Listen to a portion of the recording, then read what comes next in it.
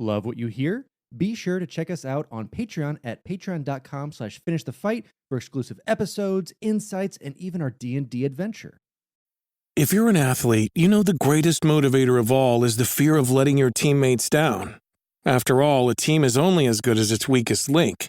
So you owe it to those wearing the same jersey as you to be your best every time you step on the field. That's why there's no vape in team. When you vape, you can expose your lungs to toxic chemicals that can damage your lungs. If you're a step behind, the team's a step behind. Brought to you by The Real Cost and the FDA.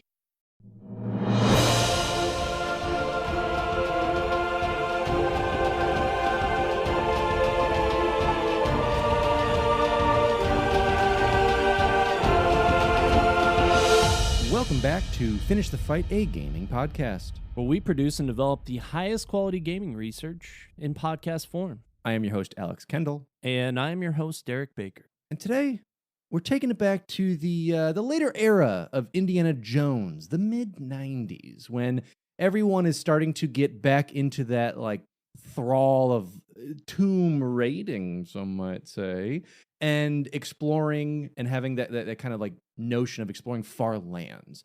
And we see this in today's game topic with Tomb Raider. Yeah, Tomb Raider, a lot of fun. Obviously iconic, I think, almost to a memeing point just because of how the original protagonist was designed in Lara Croft. Very blocky, but very obviously designed to be suggestive, and was a fantasy, I think, for, I guess, the video gaming type of people for a long time. But it's funny to look at now and go back and see that and think that was the pinnacle of technology at some point. But yeah, everyone recognizes, I think, Tomb Raider, at least for that, if not for the gameplay. But of course, we're going to talk about that today because that's what really matters in these video games. And Tomb Raider obviously went on to spawn a movie franchise. It spawned many other successful games in the franchise. So I'm excited about this one.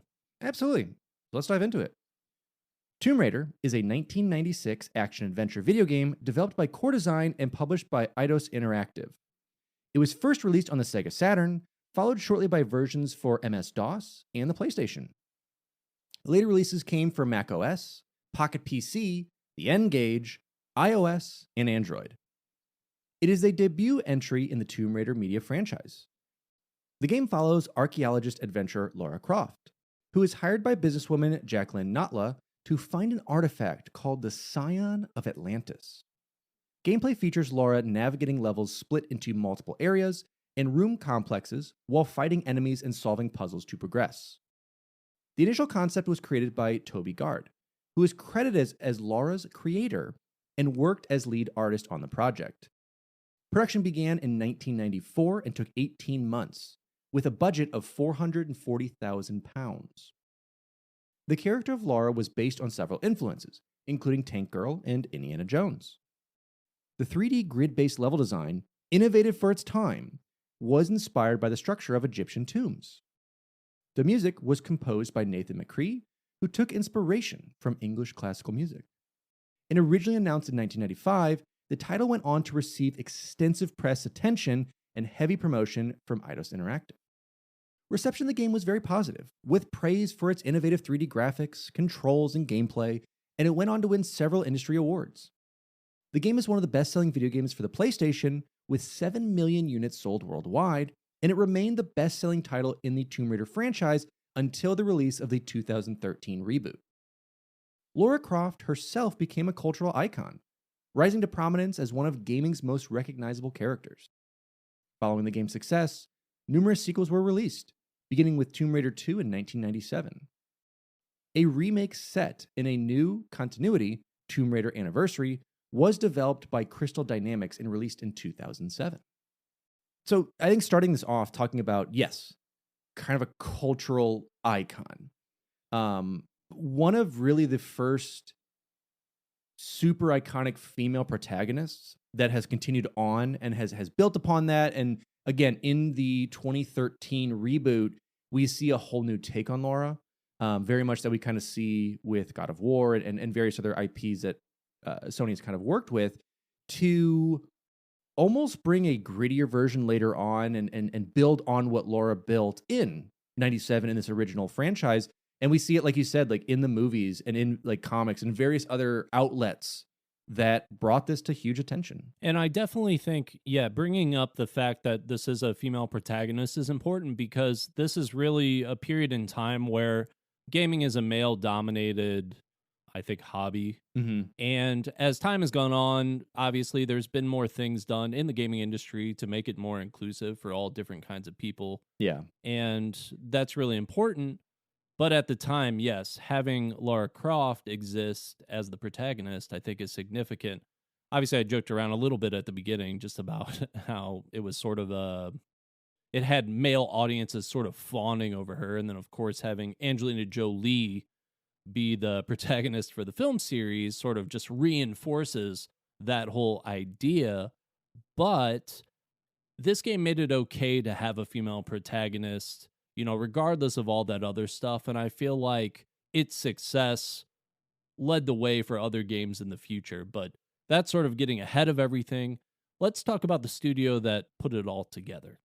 So, based in the city of Derby, England, Core Design was founded in 1988 by Chris Shrigley, Andy Green, Rob Toon, Terry Lloyd, Simon Phipps, Dave Pridmore, Jeremy Heath Smith, Kevin Norburn, and Greg Holmes. Most were former employees of Gremlin Graphics. The studio was part of distribution company Centergold when it was acquired by Eidos Interactive in 1996.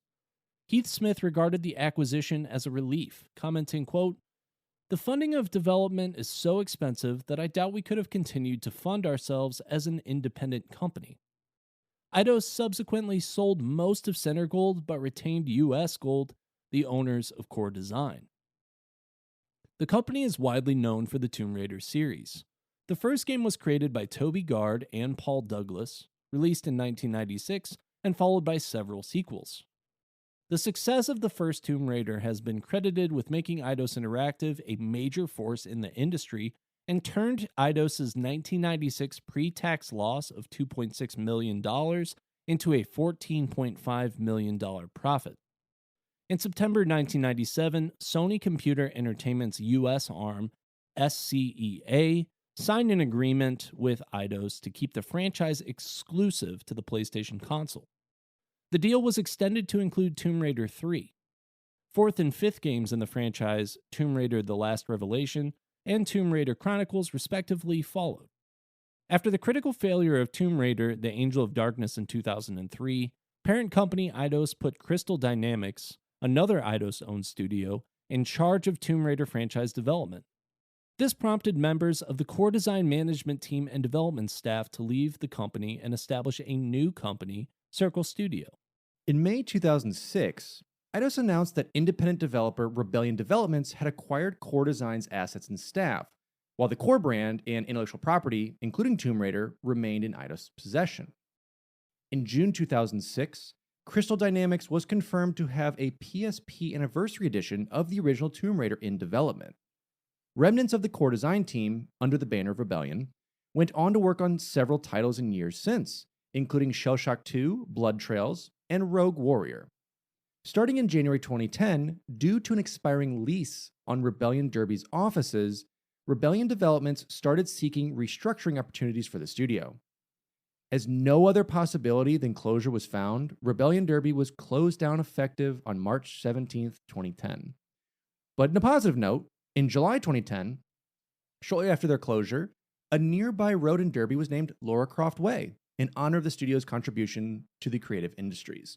So, unfortunately, a somewhat short-lived, when we're talking about like these huge companies that have lasted forever and gone through a bunch of different developments creating games, we see, unfortunately, this is the life of a lot of studios, but it is cool to see it kind of live on in Derby, being like the host to this huge franchise and as it continues forward. Definitely. And even though that studio was short-lived, obviously Tomb Raider still exists today. It's something that I think the people that created that can be really proud of. Unfortunately, a lot of times I think in the industry, you have to be able to, sure, find success, especially initially in some sort of gaming title, But your ability to continue successfully making that franchise, while it's important, can't be the only thing. You have to be able to, I think, extend yourself into other gaming franchises if you can. Mm-hmm.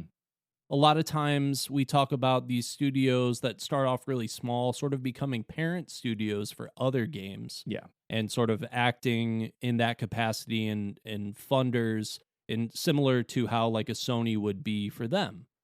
So they just unfortunately weren't able to do it, but that's how it goes a lot of the times.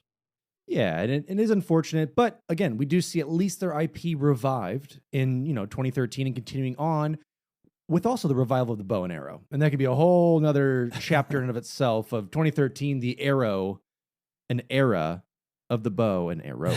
That was definitely, if you were on the internet at all, on Reddit, Twitter, whatever, there was definitely a lot of memes going around about how every single game had the bow and arrow. 100% forgot about that till you said that just now, but that was definitely a thing. Oh yeah. The initial concept for Tomb Raider was created by Toby Gard, who worked for Core Design, a game development studio based in Derby, England, that had established itself developing titles for home computers and Sega consoles. It was proposed by Gard to company head Jeremy Heath-Smith during a 1994 brainstorming session for game concepts for the upcoming PlayStation console. The entire staff approved, and Heath-Smith gave Gard permission to start the project once he finished work on BC Racers for the Sega CD. The game concept was created before anything else, with the main hooks being its cinematic presentation and being a 3D character-driven experience. The initial team was Gard and Paul Douglas, who worked on design and pre-production for 6 months, before the team expanded to 6 people, including programmers Gavin Rummery and Jason Gosling, and level designers and artists Neil Boyd and Heather Gibson. The team wanted to mix the adventuring style of Ultima Underworld and the 3D characters shown off in Virtua Fighter. The development budget for the game at the time was approximately £440,000. The production atmosphere was fairly informal. Development began in 1994 and lasted 18 months. The team endured excessive overtime and crunch during the last stages, and during production, Core Design was sold to Center Gold, which in turn was purchased by Eidos Interactive in May 1996, who became the publisher for the title.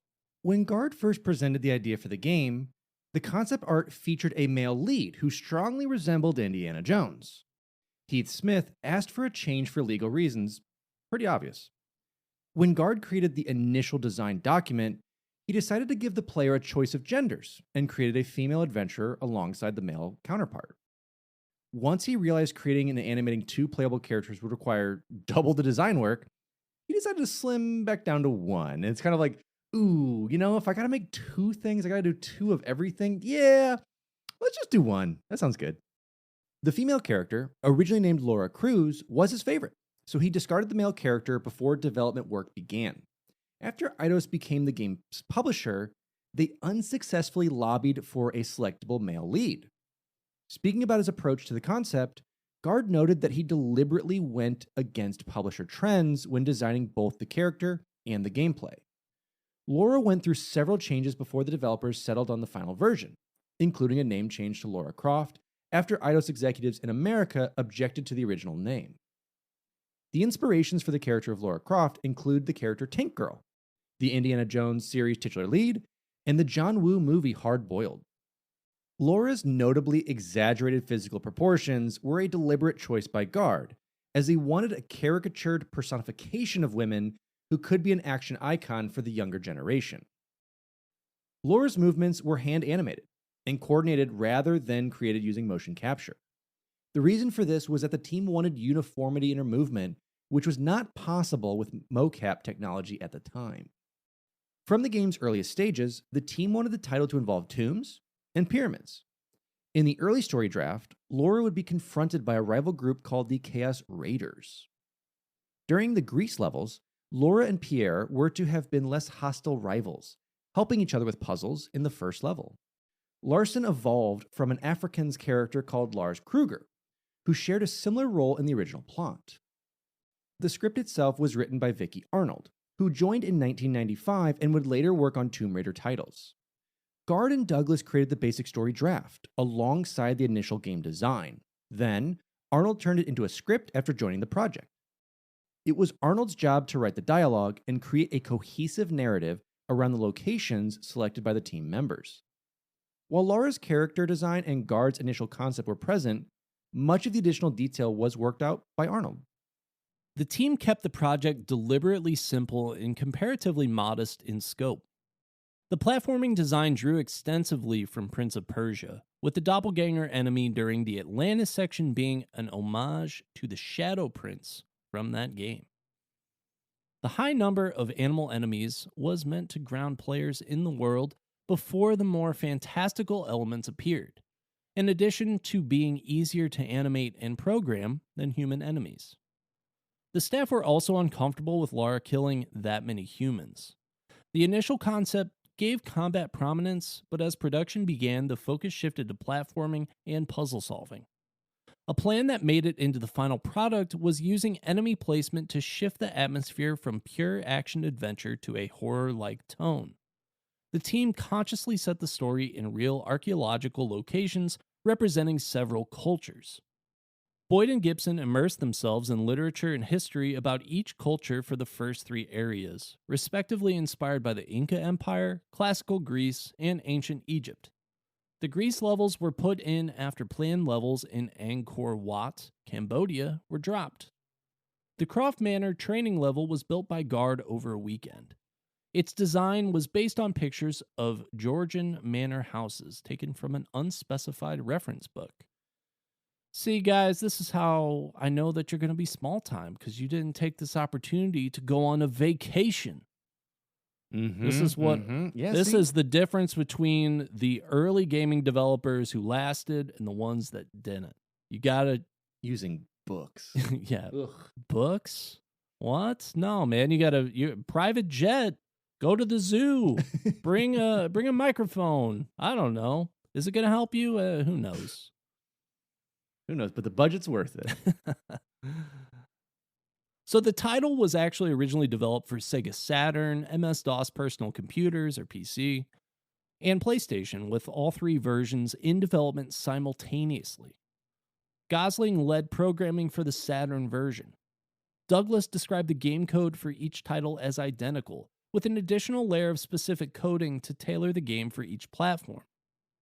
While Sony Europe approved the game early on, making Tomb Raider one of the earliest approved third-party products for the PlayStation, Sony America initially rejected the game's concept and asked for more and better content.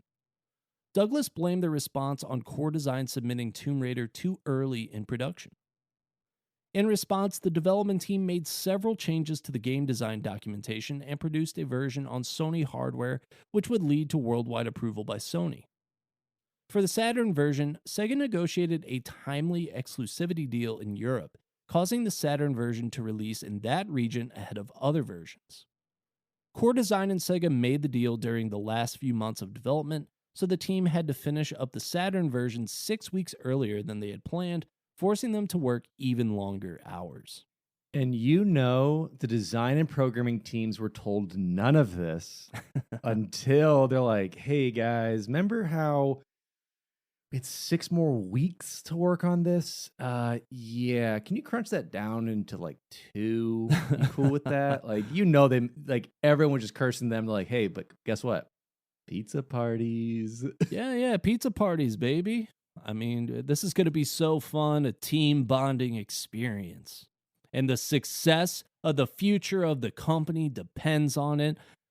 What you do today, will last forever. Yeah. But the plus side of it is that when you put a game out this early, you get to work on some bugs for the other ones. It's true. This is like a beta, basically. Yeah, that's basically it. You're basically working on a beta version for the other ones, because following the release of the Saturn version, a number of bugs were discovered that affected all versions of the game. Because of the timed exclusivity, the development team fixed these bugs for the PlayStation and PC versions. 2 notable surviving bugs in all versions were the corner bug, which allowed players to scale architecture by jumping repeatedly against a corner, which, if you've watched any speedruns of this, that's a huge strat. And then we also had a bug which caused the game to not recognize the collection of a secret in the final level. In 1997, Core Design opened negotiations with Nintendo to release an N64 version of the game and started work on the port in anticipation of the negotiations being successful. The planning took place between 96 and 97, with Douglas wanting to redesign the game mechanics to incorporate the platform's analog stick controls. The team never received N64 development kits, and the port was scrapped when Sony finalized a deal to keep subsequent Tomb Raider games exclusive to the PlayStation until the year 2000. A third-person 3D action adventure like Tomb Raider was unprecedented at the time, and the development team took several months to find a way to make Guard's vision for the game work on the hardware of the time, in particular getting the player character to interact with free-form environments. Tomb Raider used a custom-built game engine, as did many games of the era, and the engine was designed and built by Douglas with assistance from Rummery. Rummery created the level editor, which allowed for seamless creation of levels. And according to Rummery, the decision to build the game levels on a grid was the key breakthrough in making the game possible. It is Core Design's contention that, prior to the development of Tomb Raider, they were struggling somewhat with 32-bit development. The level editor program was designed so that developers could make rapid adjustments to specific areas with ease. Another noted aspect was the multi-layered levels, as compared to equivalent 3D action-adventure games of the time, which were mostly limited to a flat floor system with little verticality. The interlinking room design was inspired by Egyptian multi-room tombs, particularly the tomb of Tutankhamun. The grid-based pattern was a necessity due to the D-pad-based tank controls and the Saturn's quad polygon-based rendering technology. Levels were first designed using a wireframe construction, with each area at this stage having only links to other areas of a level and walls. The team then added architecture and gameplay elements like traps and enemies, then implemented the different lighting values. Due to time and technical limitations, planned outdoor areas had to be cut. The choice of a third-person perspective was influenced by the team's opinion that the game type was underrepresented when compared to first-person shooters such as Doom. The third-person view meant multiple elements were difficult to implement, including the character and camera control. The camera had 4 preset angles, which seamlessly switched depending on the character's position and the level progress. For standard navigation and combat, the camera was fixed on a particular point and oriented around Lara while focusing on that object. Lara's twin pistol setup was in place from the early prototypes. The aiming system was designed so that each gun arm had an aiming axis, with a shared sweet spot where both guns fired at the same target. For underwater environments, the effects were created using goo rod shading to create real-time ripple and lighting effects. And so you see where Doom just influenced so many games, I think, of this era, where everyone, even if you weren't trying to make a first-person shooter, you're still influenced by the success of Doom, because it's hard, I think, to ignore all the elements that made that game successful and not want to at least take some of them and try and implement them into your own game. Well, and like you said, them trying to compete in an FPS market that's already being flooded at this point in 96, it's, or I guess 94 during development, but even then, like, you still had a lot of games that are trying this first person aspect out. One, it makes it easier to design characters because you don't have to see the character. The character can just be doing its own thing. You're basically moving a camera around and having the HUD and on-screen elements do stuff. Now you're having to fully design this character, fully program them, somehow get these like third-person guns to work out really well, like doing akimbo style, and then also make interesting platforming, and then also adding in water and all these other little elements that added into it. And it really was revolutionary at the time. I remember in the mansion level, there's a pool, so you can practice out the water element of it. And I, at a young age, never played this, but my cousins had it when I visit them out of state, and they would play things like, this is the coolest thing at the time. Like, just what you can do, the jumping animations of it, like doing these puzzles. It was really neat to do. And yeah, I mean, there were still no standards when it came to game engines or having, a studio make an engine they kind of farmed out. So it's like, well, we want to do this. It's not done yet. We got to make Yeah. it. And it's really interesting. I feel like this game, as far as the animations go, actually, they look pretty good, even by today's Mm-hmm. standards. There's just as many, I think, weird, wonky movement type issues in modern games as there are in this one. And if you haven't played this or seen someone play it, I mean, I recommend just go and watch some gameplay videos because just watching all the details that they put into having her jump animation alone, all the moving Yes. pieces, it's really fascinating. Yeah, to make it click and feel correct. And yeah, you do see that Prince of Persia pull, and just the ingeniousness, the ingenuity, I should say, from them creating this game with so little memory within Prince of Persia to take on a lot of that homage to it is really cool. And that kind of raiding of the tombs style, we might even call it Tomb Raider, is very neat. So even on that aspect we're talking about, I want to get into the gameplay. It's simplistic to a note, but there's brevity to it. So obviously in Tomb Raider, you take on the role of archaeologist adventurer Lara Croft, who navigates through a series of ancient ruins and tombs in search of an ancient artifact. The game is split into 4 zones: Peru, Greece, Egypt, and the lost continent of Atlantis. A training level set in Lara's home of Croft Manor can be accessed from the start menu. The game is presented in third-person perspective. Lara is always visible, and the camera follows the action by focusing on Lara's shoulders by default. But the player can take manual control of the camera to get a better look at an area.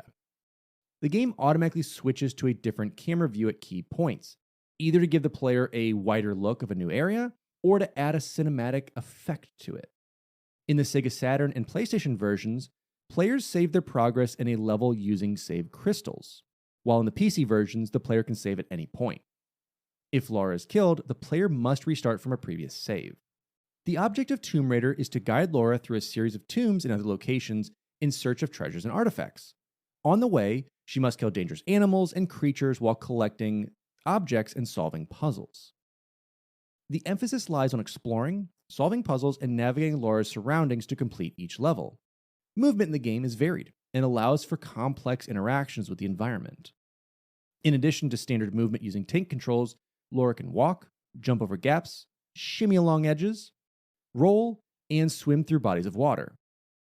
Certain button combinations allow Lara to either perform a handstand from a hanging position or execute a swan dive. Which, again, going back, that was one of the huge things I remember doing, was like setting up a character in a different pose to get in water and getting that kind of swan dive animation to get there. And now Lara has 2 basic stances, one with weapons drawn and one with her hands free. When her weapons are drawn, she automatically locks onto any nearby targets. Locking onto nearby targets prevents her from performing other actions which require her hands, such as grabbing onto ledges to prevent falling. By default, she carries 2 pistols with infinite ammo. Additional weapons include a shotgun, dual magnums, and dual Uzis. A general action button is used to perform a wider range of movements, such as picking up items, pulling switches, firing guns, pushing or pulling blocks, and grabbing onto those ledges we talked about. Items to pick up include ammo, small and large medipacks, keys, and artifacts required to complete a stage.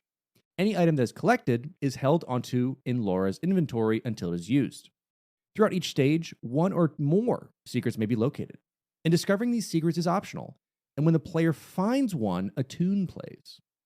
The locations of these secrets vary in difficulty, very much like in any game at this time. You're going to have some that are kind of a little easier to peek out and like you feel like achieving it, into others, got to go in that online game guide. You got to go online, figure out what's going on. Yeah, that's one of the, I think, most challenging parts about games from this era is when they want to keep something secret, it's like you have to have so many, I think, insane hours with this, and you have to be willing to explore every nook and cranny that you can. It totally depended on how patient you were and how much you really loved the game to be willing to find some of those secrets. Yeah, it does really adds so much to it, to that this era of gaming.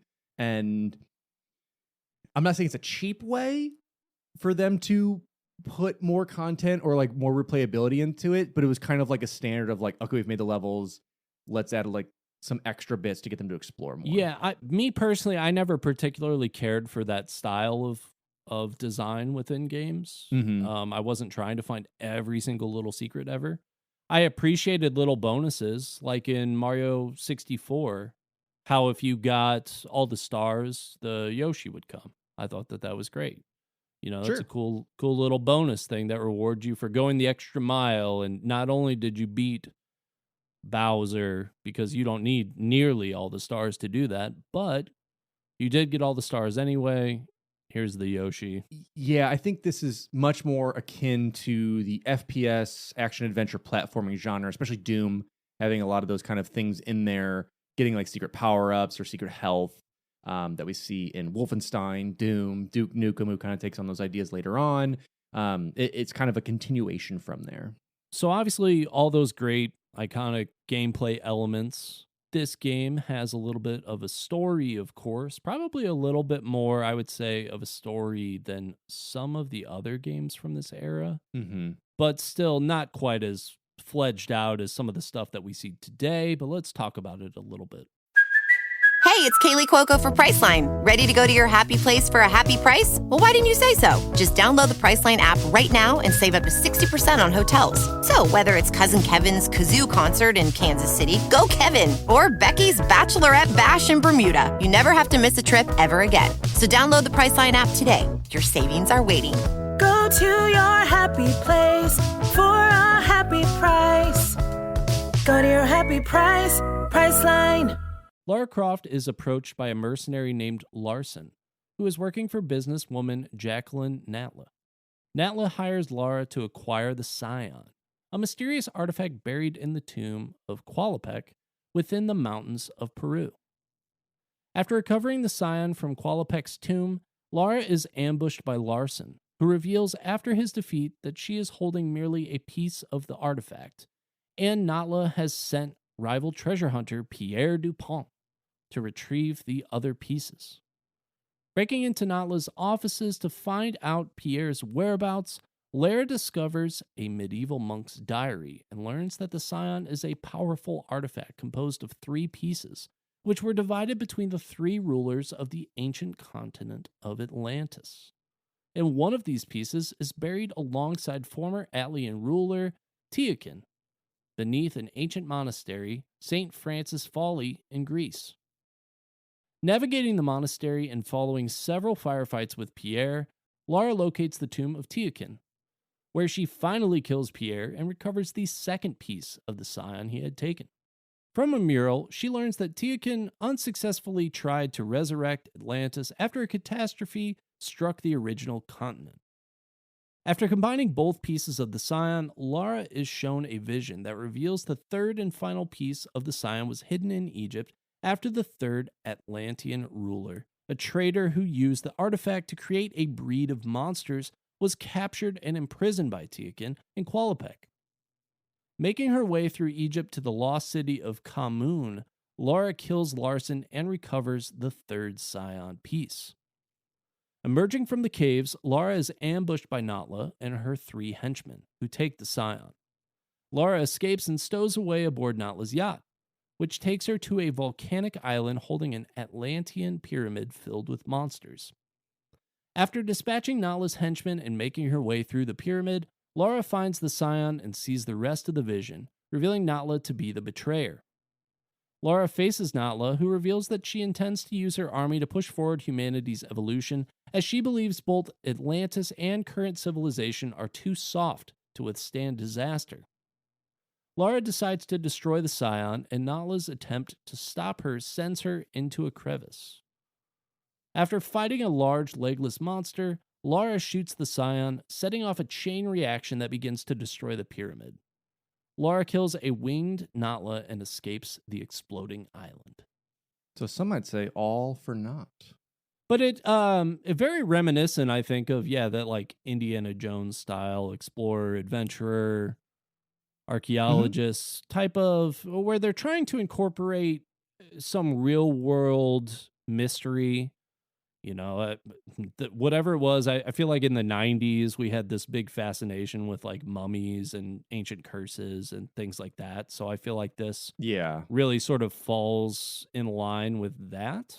Yeah, and it very much follows kind of that trope of they're kind of freelance. They're really in it for the passion. And that's why they pick it up a lot of times, even though there's promise of like, oh, you're going to get paid by this person. They're going to take care of it. But you're still in it because they are very much like Indiana Jones, such nerds about ancient culture that they're like, oh, I know all about this stuff. I just happen to also want to go do it. So that was, like you said, like the era of it, like the Mummy, Indiana Jones, Lara Croft, all these things kind of mixing together, building up a story that all reminiscent of each other, but still satisfying nonetheless. So for the music and sound aspect of Tomb Raider, it was composed by Nathan McCree, who at the time was an in-house composer for core design. The main inspiration behind the score for McCree was English classical music. This approach was directly influenced by his conversations with Guard about Laura's character. Based on this, he kept the main theme simple and melodic. The main theme uses a 4-note motif, which continues to appear through the series. The piece, Where the Depths Unfold, used when Laura is swimming underwater, was a choral work. They did not have the space or budget for live music recording, which was challenging for McCree as he needed to create the whole thing using synthesizers. To make the choir sound realistic, he inserted recordings of himself breathing at the right points so it sounded like an actual choir. For each track, McCree got a basic description of where the music would be used, then was left to create it. There was no time for rewrites, so each track was included in the game as first composed. Unlike most other games of the time, there was not a musical track playing constantly throughout the game. Instead, limited musical cues would play only during a specifically selected moment to produce a dramatic effect. For the majority of the game, the only audio heard is action-based effects, atmospheric sounds, and Laura's own grunts and sighs, all of which were enhanced because they did not have to compete with music. According to McCree, the game was scored this way because he was allotted very little time for the job, forcing him to quickly write pieces without any thought to where they would go in the game. When the soundtrack was finally applied, the developers found that the tunes worked best when applied to specific areas. AKA, didn't have much time, didn't really work with where we think they're going to go, but they work over here. Now, the symphonic sounds were created using Roland Corporation's orchestral expansion board for their JV series keyboard. So if you're out there, an LC fan, some might say, thinking, man, I really want to recreate this time crunch music. Oh boy, do I have the keyboard for you. That's what this podcast is here for. We, Roland, can you send us our check, please? You're late. Yes. Can you send us your board from 96 they were using that's clearly still in production? Thank you very much. No, it is interesting that the time crunch made the soundtrack for the game sort of be programmed into it this way. Just because I think typically in other games, when something like that happens, they just try and create something that can be cycled, and you don't really have to worry about like any particular start and end point. And once it kind of starts, it starts, and you're just in it.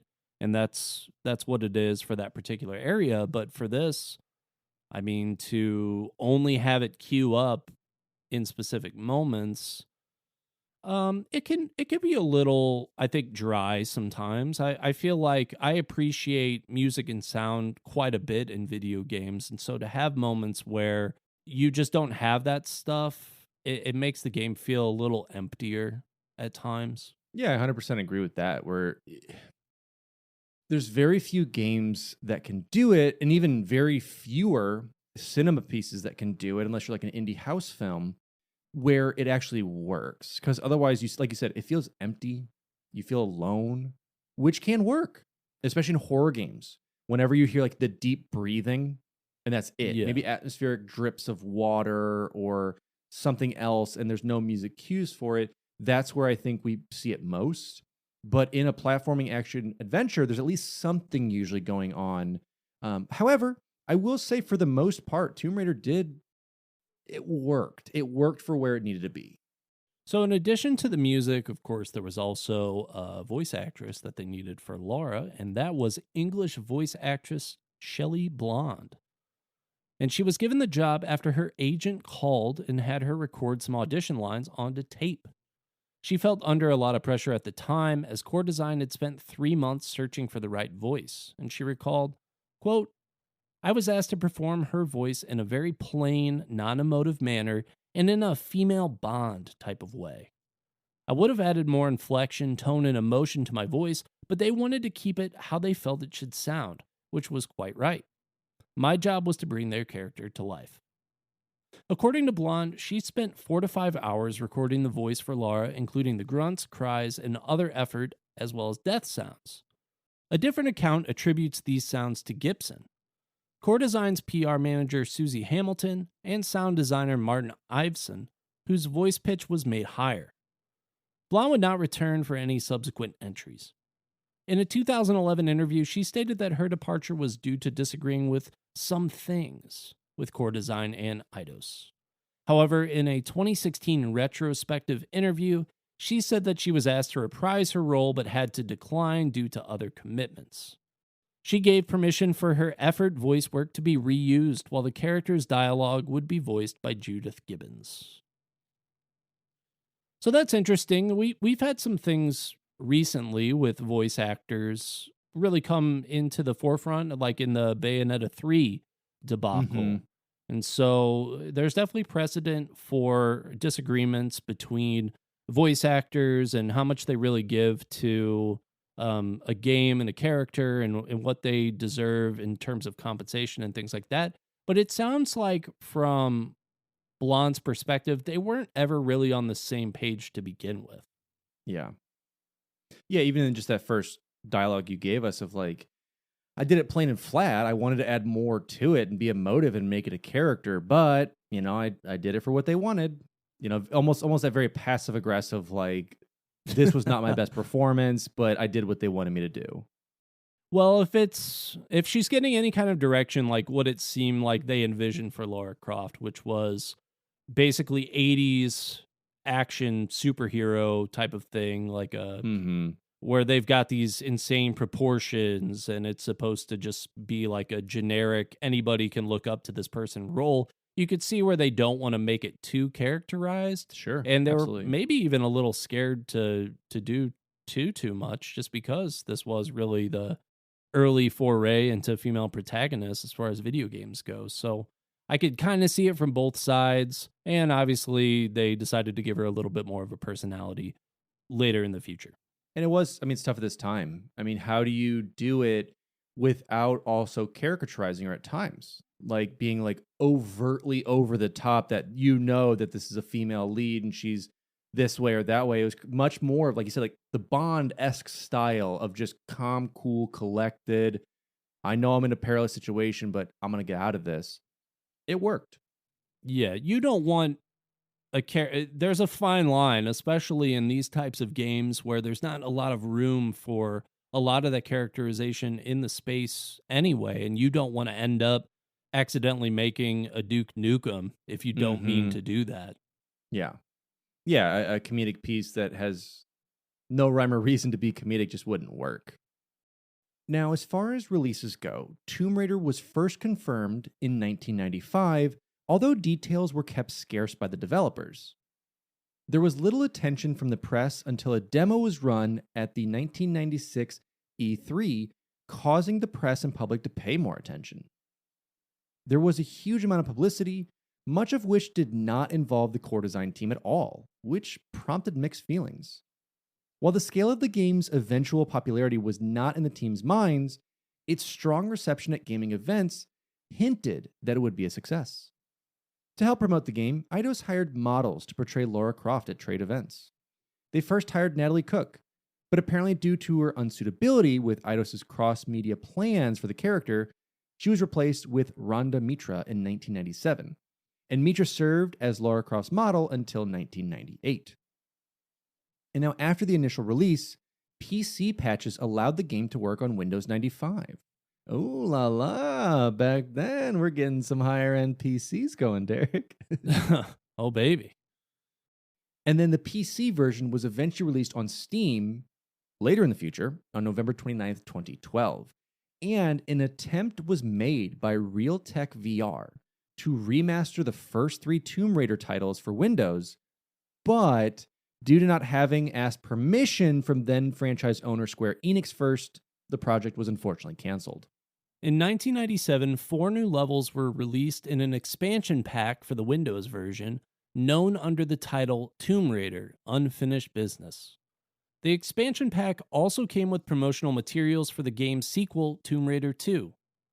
In 1998, the levels were made available as downloadable content for the Windows release, and a budget version was released on March 20th of 1998, containing both the original game and the additional levels under the title Tomb Raider Gold. Production on these new levels was led by Phil Campbell, a newcomer who was transferred to core design after another project was canceled.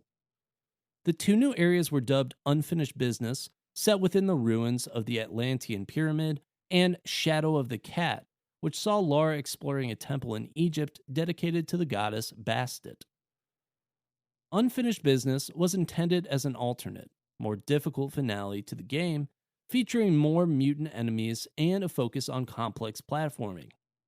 The concept for Shadow of the Cat was born from a cat statue used in the Commune level, with the levels being themed after a cat's 9 lives. Due to licensing issues, several later re-releases excluded the gold content. The game was released for macOS on March 16, 1999. It was ported to the platform by Aspyr and based on Tomb Raider Gold. A port to the Pocket PC was published by Fandango in July 2002, and it released on the N-Gage in October 2003. Both ports were developed by IdeaWorks 3D.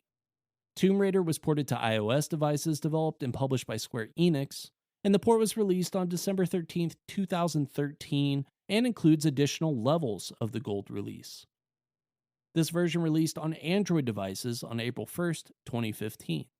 Always questionable when you release things on April 1st, 2015, but hey man, you do you. Not necessarily 2015, just April 1st in general. We don't... Take me back, baby. Take me back to 2015 at this point. Anyway, we had some risque patches come out. Who would have thought that anyone would do this? How with the could ridiculous they? Proportions. How could they do it? We had Nude Raider. An infamous part of Tomb Raider's history is a fan-made software patch dubbed Nude Raider. The patch, when added to an existing PC copy of a Tomb Raider game, caused Lara to appear naked. During the original game's production, a cheat code was suggested to Guard and Douglas, but they strongly vetoed it. In 1999, Core Design considered taking legal action against websites that hosted nude pictures of Lara Croft, stating that, quote, "We have a large number of young fans, and we don't want them stumbling across the pictures when they do a general search for Tomb Raider." In April of 2004, it was falsely alleged that an insider from Eidos reported to a Tomb Raider electronic mailing list that Eidos had begun suing players using the Nude Raider patches. Eidos sent cease and desist letters to the owners of the nuderaider.com URL that hosted the patch to enforce its copyright of Tomb Raider. Sites depicting nude images of Lara Croft have been sent cease and desist notices and shut down, and Eidos Interactive was awarded the rights to the Nude Raider domain name. As a response to the controversy, Core Design included a secret code in the sequel. Allegedly a similar nude code, it in fact blew Lara up.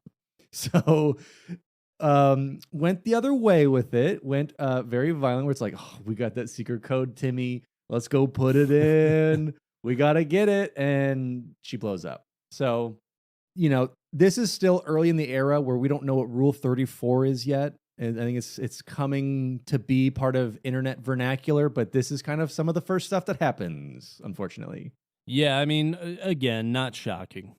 Not shocking, just based on the newness, really, of this whole thing and the mostly male audience of gaming, I think, at the time. And, yeah, I mean, they did the right things. They did the things that they could to try and combat that stuff. But at the same time, there was definitely intent behind the proportions and things that they used for Lara Croft. So they kind of brought some of that on themselves, in my opinion. No, absolutely. Upon its release in 1996, the game was widely praised by video game magazines for its variety and depth of control, revolutionary graphics, intriguing environments, and use of occasional combat to maintain an atmosphere of tension. Ryan McDonald of GameSpot summarized, "Take the puzzle solving of Resident Evil, the gory action of Loaded, and the 360-degree freedom most gamers only dream of, and you have Tomb Raider, the closest thing to a Super Mario 64 killer to date." Tomb Raider was Computer Game Strategy Plus's 1996 overall Game of the Year and won the magazine's award for the year's best 3D action game as well. Electronic Gaming Monthly named Tomb Raider a runner-up for both PlayStation Game of the Year behind Tekken 2 and Saturn Game of the Year behind Dragon Force, commenting that both versions had been designed to take optimum advantage of each console's capabilities.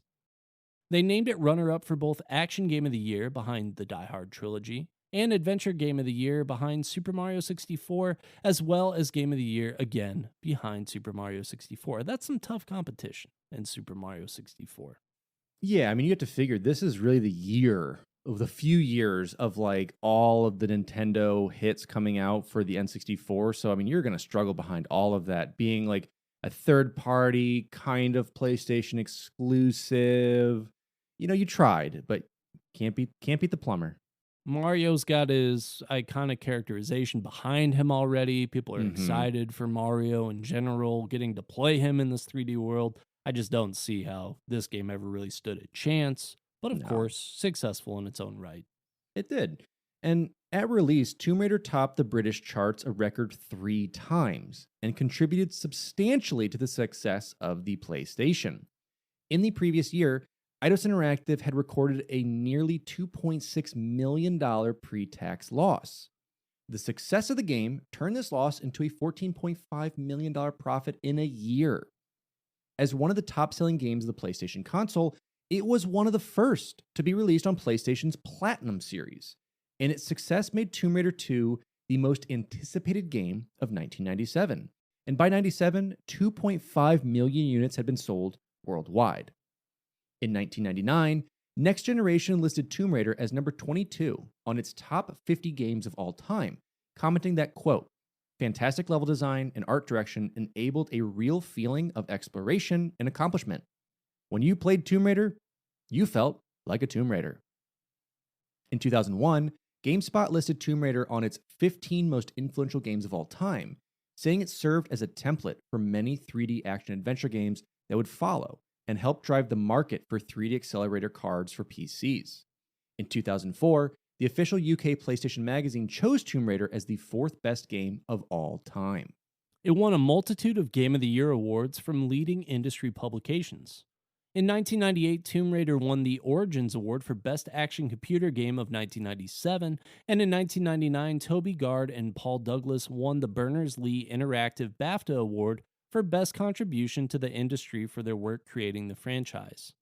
The sequel to the game, Tomb Raider 2, was in the concept stage as production of Tomb Raider was wrapping up. Under pressure from Eidos Interactive, Core Design would develop a new Tomb Raider annually between 1997 and 2000, putting considerable strain on the team. Their struggles culminated in the troubled development of Tomb Raider: The Angel of Darkness for PlayStation 2. Releasing to poor critical reception and lackluster sales, Eidos Interactive transferred the franchise to another development studio they owned, Crystal Dynamics, who would reboot the series in 2006 with Tomb Raider Legend. Following the release of Tomb Raider, Lara Croft herself became a gaming icon, seeing unprecedented media cross-promotion. These included commercials for cars and foodstuffs, an appearance on the cover of The Face, and requests for sponsorship from outside companies. The level of sophistication Tomb Raider reached by combining state-of-the-art graphics, an atmospheric soundtrack, and a cinematic approach to gameplay was at the time unprecedented. While Gard enjoyed working at Core Design, he wished to have greater creative control and disliked Eidos' treatment of Lara Croft in promotional material, which focused on her sexuality at the expense of her in-game characterization. Gard and Douglas left Core Design in 1997 to found their own studio, Confounding Factor. This prompted mixed feelings from remaining Core Design staff, who were already at work on the next title in the series. Speaking in 2004, Guard said he would have liked to produce a sequel, but noted that Lara had changed from his original concepts for her, leaving him unsure of how he would handle her. Guard would eventually return to the franchise with Tomb Raider Legend. After the release of Legend, Crystal Dynamics created a remake of Tomb Raider using the Legend engine and continuity. Guard acted as one of the story designers, fleshing out both the main narrative and Lara's characterization. The remake was co-developed by Crystal Dynamics and Buzz Monkey Software. Titled Tomb Raider Anniversary, the game released worldwide in 2007 for PlayStation 2, Windows, PlayStation Portable, Xbox 360, and Wii. Fan interest in the game has continued since its original release. In 2016, developer Timur X. Proger Gagiev began work on Open Lara, an open-source port of the original Tomb Raider engine. The further development of this project enabled Tomb Raider to be ported to many modern and legacy systems, such as the 3DO interactive multiplayer, the Xbox, iPhone, and the Nintendo 3DS. In January 2022, a version for the Game Boy Advance was released, which attracted attention from several media outlets. And we see a lot of that. We see a lot coming out of a bunch of different devs and a bunch of different sites that are creating these, not even just the Lara games, but old ports for Game Boy Advance that you can buy today brand new to play on those retro systems. And, for you and I, Derek, we grew up with it. So for us, we're like, we've done that. But for kids who haven't, that's such a cool thing to buy a new piece of tech for a super old piece of tech and have it work and play in a different, play in that same style of it. So it's cool to see people be able to tap into this old technologies, old engines, and recreate them for this a new way to use them on older things. Well, and that was kind of our dream, I think, back when these games were the main home console titles. I mean, to be able to take that stuff on the road, you were getting Game Boy versions of games like this, but they were always a fraction of what was on the more powerful home console version. So, yeah, I guess it's sort of the same way now in that they could play Tomb Raider on the go today, but it's at a fraction of what they could be doing at home. But it's I think a unique experience and a way to just sort of play these simple, fun retro games with devices that you're familiar with. And especially when you consider that you can take modern consoles like a Switch or something like that on the go, or the Steam Deck, things like that. But they're really expensive, and if you don't want to do that, to have an option where a Game Boy Advance, something that you might just have lying around, you might be able to pick up at a thrift store and be able to sort of hack it and, kind of customize it, make it your own, I feel like is really interesting in and of itself to have that option available to you and to have these developers who do this stuff for free. Yeah, I think it's amazing. The culture around it's so cool. But as we wrap this up, Derek, and as we get back to Lara Croft and her true goodness in 96, let the people know, why did we choose this game? What do you think of it? Tomb Raider has been hugely, hugely influential on a ton of games. I think similar to the Prince of Persia series, like we had mentioned earlier in the episode. It's one of those games that it's about exploring, it's about climbing, it's about doing these different elements of things where you're kind of combining, like you said, the James Bondness, the super spy, along with like ancient mystery and lore. And it's just got so many different elements crawling out of it. And on top of that, having it all be done by a female protagonist, I think is hugely significant and was a step in the direction of making that more okay and reaching out to a different type of audience to say, hey, we want you to play video games too. And I feel like that's really important.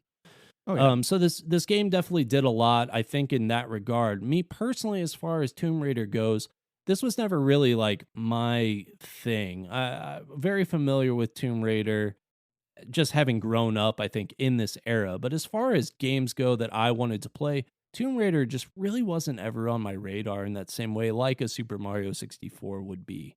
Sure. And so for me, I think this game is more of an influential type of game. not a game that I would go back and look and think about the nostalgia and the great time that I had with it, because I didn't. For me, it's kind of a 6 out of 10 in that regard. What about you? Yeah, I think, again, this being this, at the time, third-party release that I watched my cousins play that ended up blowing up, and really that Sony contract was the downfall. It really was, to put your team on crunch, to basically like Assassin's Creed it and pump out one a year and saturate the market and just like not do as good as you could, just because of those time constraints, I think really tore Tomb Raider out of what could have been a huge franchise. And we do see a bit of recovery with its later release, in the early 2010s. But we could have seen more, I think. But as this game as a whole stands, I think it works really well in the execution of, third person 3D adventure platforming puzzle game. It sold. It did well. And for it to be one of those first PlayStation Platinum classics, platinum hit is huge. So if I had to give it a rating, it would be the cool swan dive that I talked about before in the pool, and spending far too much time in the manor because it's kind of cool looking, and they use the manor later in the movie, which is really cool. And Indiana Jones also has something like that, so that's a comparison. But also you could think that, manors, you need a lot of money for that. So are they tomb raiding for the money, or are they tomb raiding for the love of tombs? We might never know, and that's the issue I think in today's society we truly need to talk about out of 10. It's pretty good. There's some valid things in there. Oh, thank you very much. Kind of lost me at the end, but well, you just got to keep up with it. Got to keep it rolling. Research for this episode was done by Alex Kendall and Derek Baker. The intro and outro music for this episode was written and recorded, given to us by our friend Evan Barr, and our artwork was provided by Aaron Shattuck. As always, I want to thank those beautiful people who support us, all of you listening right now, but also those who support us monetarily with our patrons. You can check us out on patreon.com/finishthefight. Got plenty of physical and digital rewards, as well as a Minecraft server, various other things we got going on. And we're always trying to improve on it. So let us know if you are a patron or would like to be, if there's anything that you're looking to have or not have, or anything along those lines. But I want to thank a few select members today with Sky the Bear, Duststorm, Snide T-Bird, That LL Gamer Guy, Nick Hyman, Climbing Spork, Lee Tom John, Keller Kane, and Brian Yost. Thank you all so much for your support. This podcast is available on Apple Podcasts, Spotify, or most likely your favorite podcast listening platform. If you haven't yet, please drop us a review. It helps us out a lot, and we'd love to hear from you.